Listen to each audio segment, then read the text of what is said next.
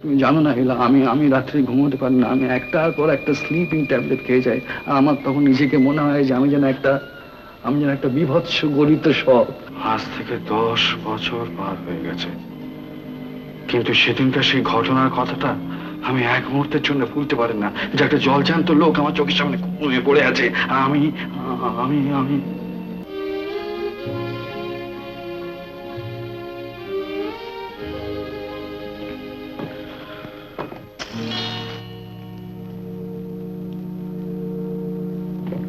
ওটা কি করছো?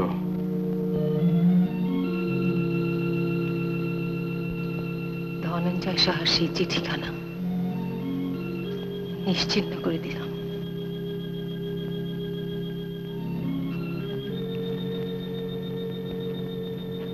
যাকে ঘিরে এত সন্দেহ, এত ভুল বোঝাবুঝি, আজ তার কোনো চিহ্নই রইল না। তবুও কিন্তু বললে না যে ওতে কি লেখা ছিল। বললাম তো, হালখাতার নেমন্তন্ন। সেদিনে এর কোনো মূল্য ছিল না, আজ তো নেই। তা ওতে যে কিছু লেখা ছিল না, এই কথা তুমি শপথ নিয়ে বলতে পারো? হ্যাঁ, পারো? আমি মিথ্যে বলি না।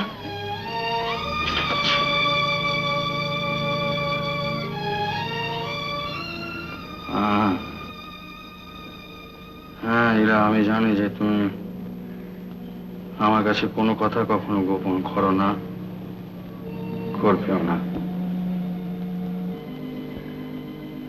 আজ থেকে 10 বছর পার হয়ে গেছে, কিন্তু সেদিনকার সেই ঘটনার কথাটা আমি এক মুহূর্তের জন্য ভুলতে পারি না। যে একটা জলজান্ত লোক আমার চোখের সামনে ঘুমিয়ে পড়ে আছে, আর আমি আমি আমি আমি তার একমাত্র সাক্ষী। 10 বছর, কত পরিশ্রম, কত ভাবনা, কত উৎকণ্ঠা। কেন না শুধু মানুষের মতো একটু বাঁচবো এই আশায়? তোমার সেই ক্লান্ত অবসাদ ক্লিষ্ট মুখের দিকে যখন চেয়ে দেখতাম, তখন একটা নিদারুণ অপরাধের বোঝা আমাকে চারদিক থেকে চেপে ধরতো। আর আমি তখনই প্রতিজ্ঞা করতাম যে না না না না, আমাকে আমাকে যেমন করে হোক আমার ভাগ্য ফেরাতেই হবে। কিন্তু কিন্তু পর মুহূর্তেই আবার আবার সব ব্যর্থ হয়ে যেত।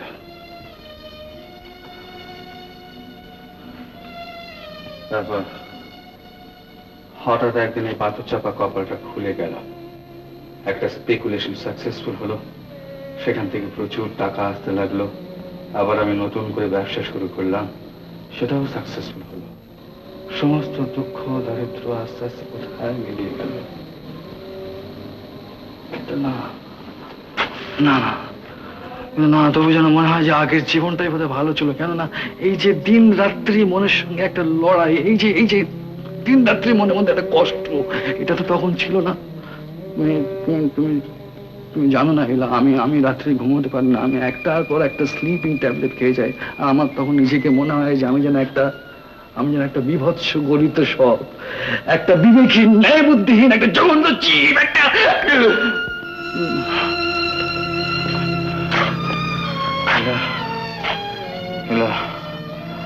আমি আমি আমি বড় ক্লান্ত, অনেক টায়ার্ড। চলো না আমরা কোথাও চলে যাই। হ্যাঁ যাবে? সেই যে আমাদের কোথাও যাবার কথা ছিল। না চলো না। না কেন? আমি যেতে পারবো। কেন ইলা? আমি যেতে পারবো। কেন? আমি প্রবীর, আজ 10 দিন হলো এসেছি এই শৈল শহরে। যেদিকে চোখ ফেরায় শুধু ঘন নীল আকাশ আর ঘন সবুজের মেলা। অতি পরিচিত যে পৃথিবীটাকে বহু নিচে ফেলে এসেছি, তার প্রতিদিনের সংশয় আর সন্দেহের এতটুকু ছোঁয়া এখানে এসে পৌঁছায় না। তবু সেই ফেলে আসা ভয়ঙ্কর কটি দিনের স্মৃতিকে কিছুতেই দূর করে দিতে পারছি না। এখানে এসেও আমরা একে অন্যের কাছ থেকে দূরে সরে আছি। বাবা, মা, আমি যেন এক একটি বিচ্ছিন্ন দ্বীপ। কিছুতেই কি এই নিঃসঙ্গতার হাত থেকে মুক্তি পাওয়া যায় না? কাল বেড়াতে গিয়েছিলাম শহরের বাইরে। পথটা যেখানে সবচেয়ে উঁচুতে উঠে হঠাৎ মিলিয়ে গেছে পাহাড়ের আড়ালে।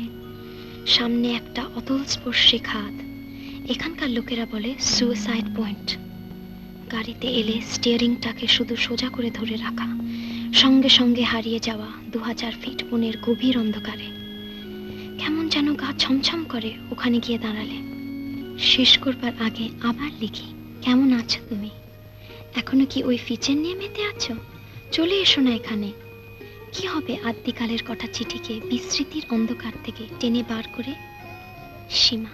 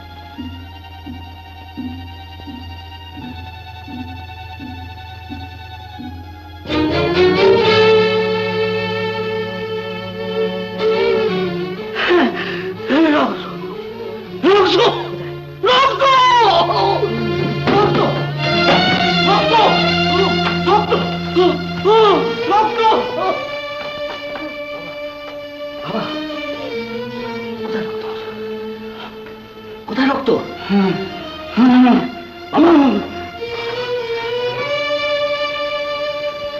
আমার দিকে তাকাও, আমার দিকে তাকাও, আমার দিকে যাও, ভালো করে দেখো। আমি তোমার খোকন, আমার চিনতে পারছো না? তোমার খোকন, আমার দিকে তাকাও, আমার দিকে তাকাও, আমার দিকে তাকাও। আমি খোকন, খোকন, আমি খোকন, আমি খোকন।